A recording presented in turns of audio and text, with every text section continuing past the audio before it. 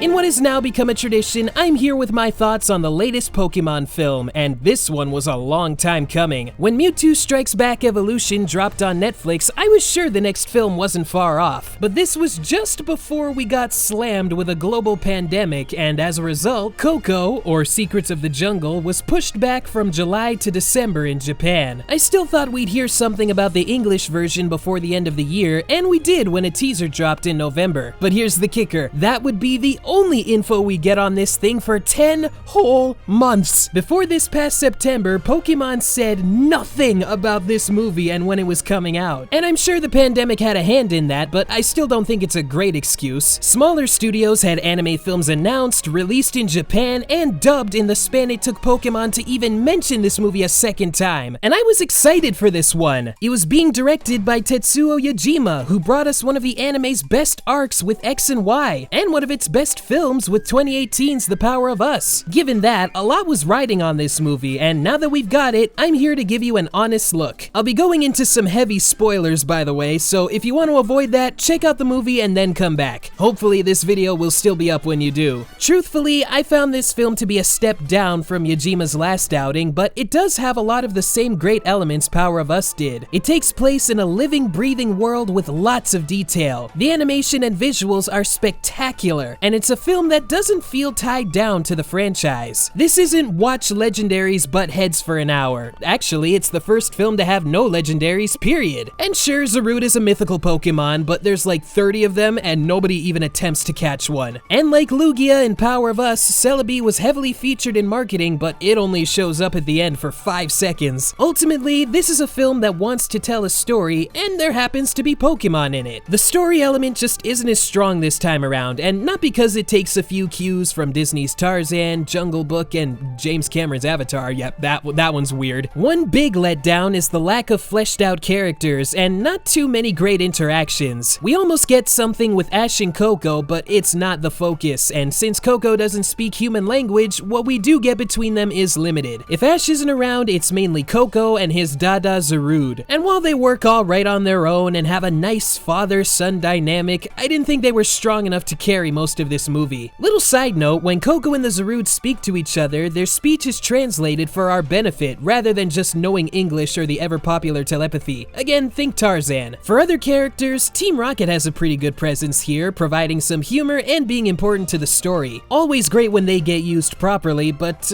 that's it for strong characters. There's a Cramorant that had some okay moments, and Coco has a Squavit friend, but yeah, they don't hold a candle to the last movie's cast. This film also has a villain, and it doesn't take a genius to figure out who it is, but his reveal does lead to a scene I never ever expected in a Pokemon film. The films can get pretty hardcore with their darker scenes as of late, but this is the first time I've seen what I can only describe as murder. I'm not joking! Dr. Zed talks about how Coco's parents died in an accident, but after he's outed as the bad guy, we see it was him who was responsible for their deaths. Seeing the scene unfold, I could have sworn I was reading a chapter of Pokemon Adventures. I was so shocked. Regardless of how I felt about the film as a whole, that is going to stick with me. And between this and what happened to poor Snubble in the last movie, I don't know what's worse. In the lead up to the dub's release, I was once again worried if they'd retain the original soundtrack. But I'm happy to say that aside from some lyrical songs, it's all been kept. And that's 3 movies in a row now. Maybe we can keep this going forever?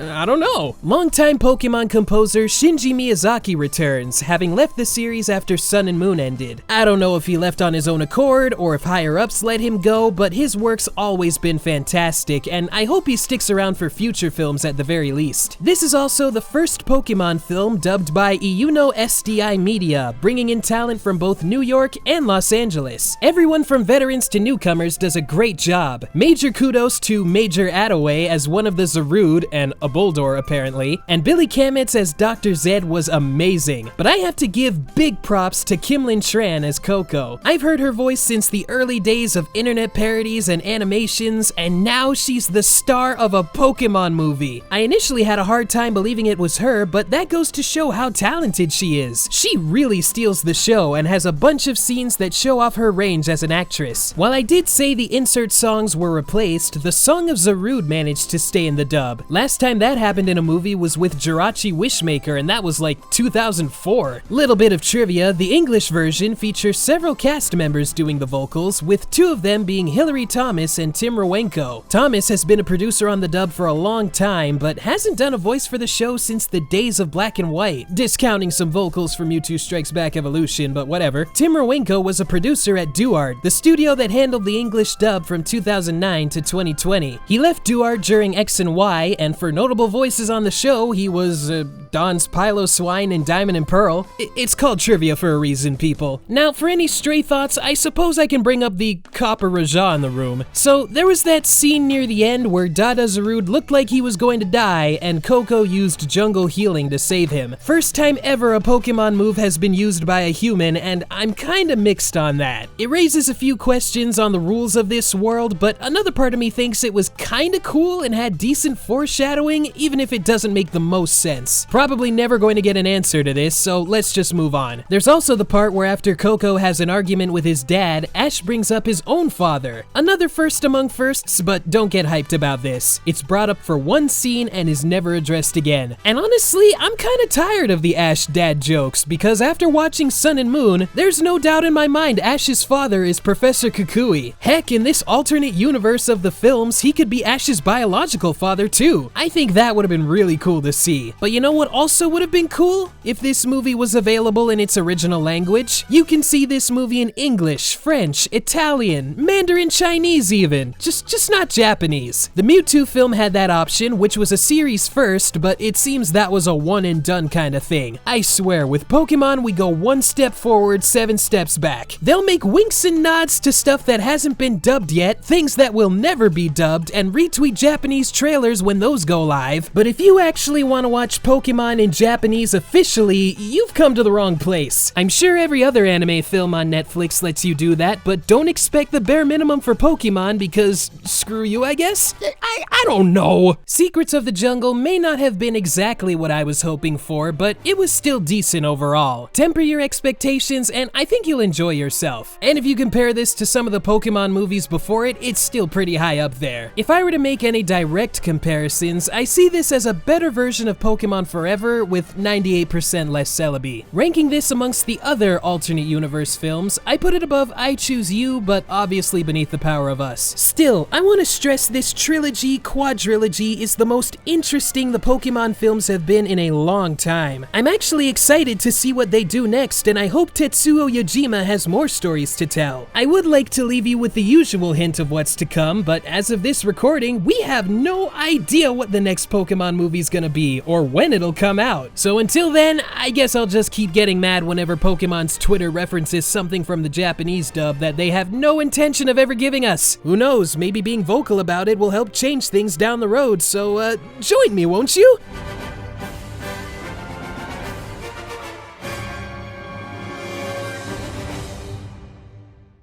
Thanks for watching, everybody. I really hope you enjoyed this review. If you did, feel free to give this video a like, share with a friend, subscribe, check out my social media pages, my Patreon page. I actually updated the page with some new perks and rewards, so if you haven't checked it out yet, feel free to do so. And do all that other good stuff that I always ramble on about. And if you've seen Secrets of the Jungle, tell me what you thought about it. How does it rank among some of the other Pokemon films you've seen? However you feel about it, let me know in the comments below. And while you're here, feel free to check out some of the stuff I got on screen. I enjoyed making them, hopefully you'll enjoy watching them. And with all that said, I will see you all next time. Later!